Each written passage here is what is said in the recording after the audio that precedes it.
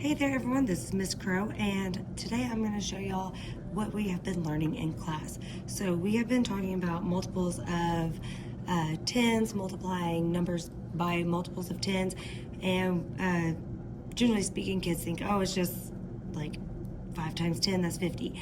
But we get into a lot larger numbers. So for example, like we have 3 times 1, which is 3. We have 3 times 10, which is 30. I tell them it's always the numbers that aren't zeros, you're multiplying those numbers, and then however many zeros there are, you're adding that to the back of the number. And for 3 times 10, that's not very hard and difficult, but when you have numbers like 300 times 100, then you do 3 times 1, which is still 3, and then you have 1, 2, 3, 4 zeros at the end of it. 1, 2, 3, 4, and then we go 1, 2, 3, cha. That is 30,000. And this also is what we use for multiplying like 800 times 400.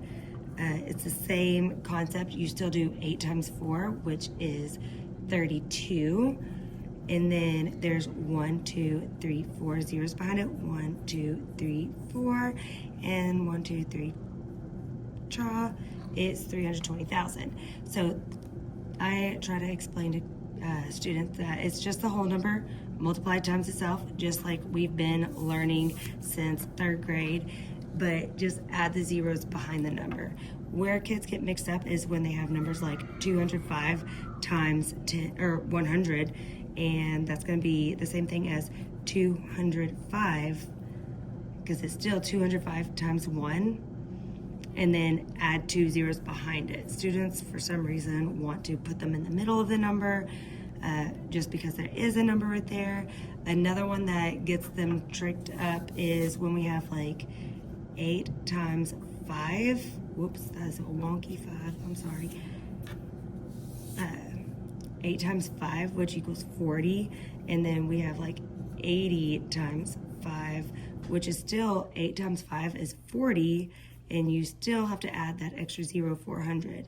And then 800 times 50, you still do 8 times 5, which equals 40.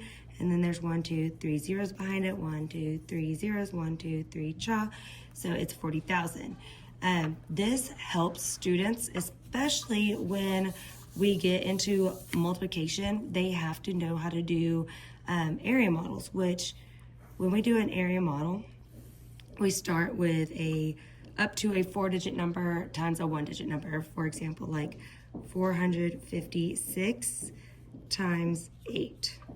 So in this example, we would do 456 is going to go on the top, but I need to expand it first. 456 is the same thing as 400 plus 50 plus 6.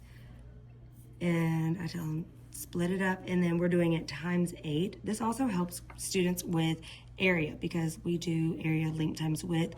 So this is why it's called an area model, because they're doing the area of this box right here. So 4 times 8 is 32, and there's 2 zeros, so it's going to be 3,200.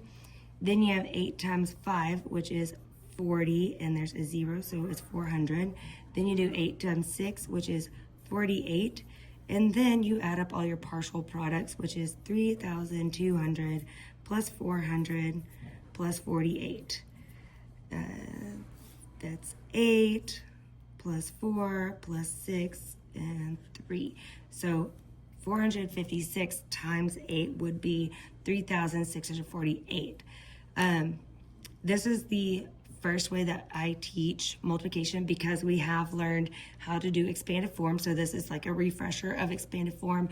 It's also reinforcing area length times width, and it also is a visual representation of the different parts that we are multiplying to get our partial product. And this has been proven to help kids that have dyslexia, and because when they're doing standard algorithm like 456 times 8, well, actually like 28, we'll do a 2-digit by 2-digit.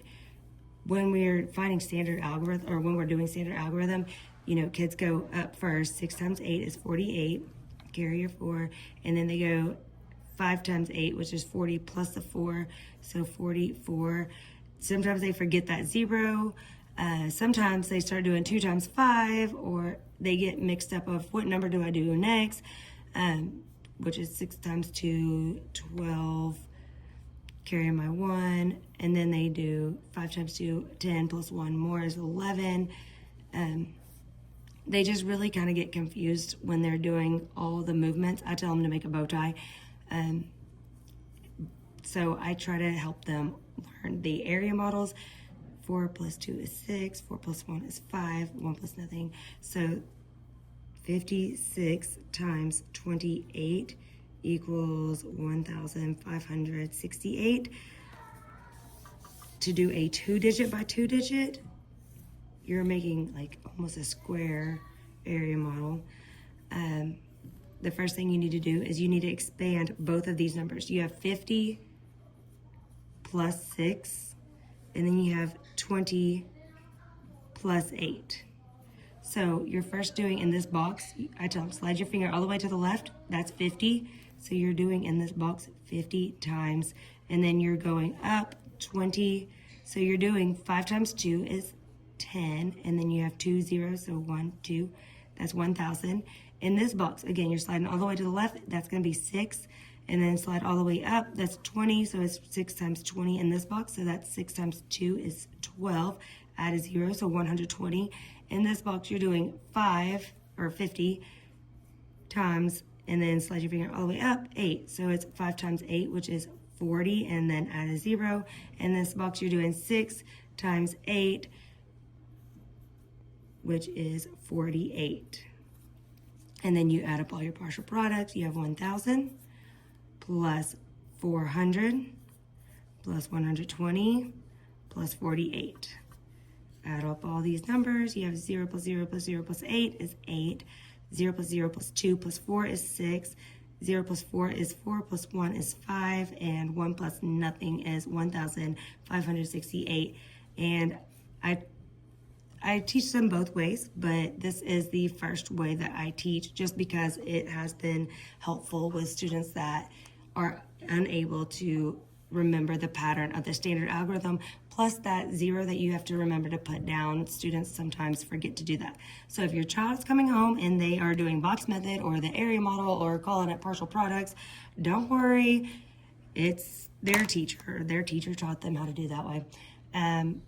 Feel free to teach them standard algorithm and teach them like, hey, this is how I did it, and say, well, I don't know about this new math. That is fine. You can call me whatever you want. I agree too, because I think it was crazy when the first time I saw it, but now that we've done it a few times, it gets easier as you do it, and you start to see, okay, this isn't so bad. But this is my 7th year of doing it, so I can understand the first time looking at it, I was quite thrown back on it. So if you have any questions, let me know, and I will try to do my best to answer them. Thank you.